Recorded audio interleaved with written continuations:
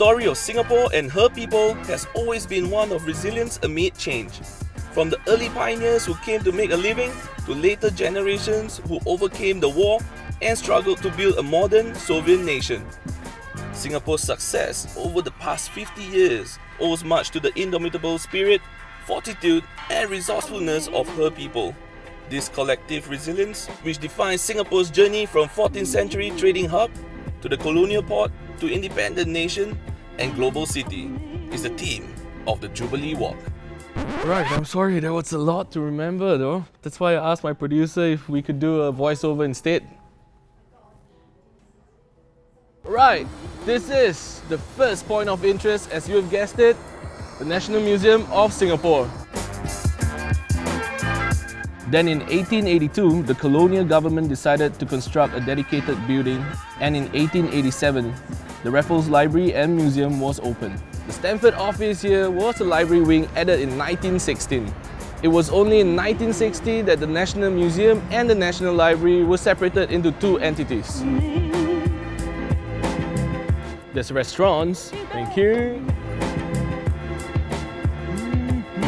Yummy food. Reservation only. And there's more yummy food. There are actually pockets of greenery flush all around the National Museum. And this escalator actually leads to the second point of interest, Fort Canning. During the colonial times in the early 19th century, this was known as the Government Hill, as the British governors then lived here. Do you think they chung swa up every day? Sounds like national service to me. Even earlier before that, this was also known as Bukit Larangan, Malay for Forbidden Hill. This hill was the seat of Temasek, a 14th century Malay kingdom, also known as Singapura. But Fort Canning is a nice park now. Do I blend in? Tia Kong, down here, you can even see the rare red jungle fowl.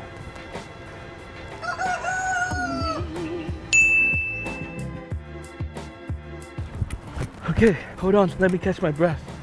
Alright, point of interest number 3. From pre-colonial to colonial days, we move forward in time to independence. Oh, alright, okay.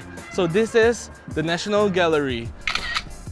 Alright, this building is gazetted as a national monument on 14 February 1992.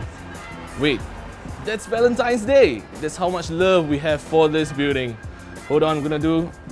Alright, is it a heart or O? And rightfully so. So many important events from the Singapore history happen in and around here. Let's see, like the Japanese forces formally surrendered in World War II. Mr. Lee Kuan Yew proclaimed Singapore's independence. Subsequently, oh yeah, he held the first National Day right across the street, which is at Padang. Here I'm with point of interest number 4. Behind me, the Fullerton Hotel, formerly the General Post Office, also known as Mile Zero.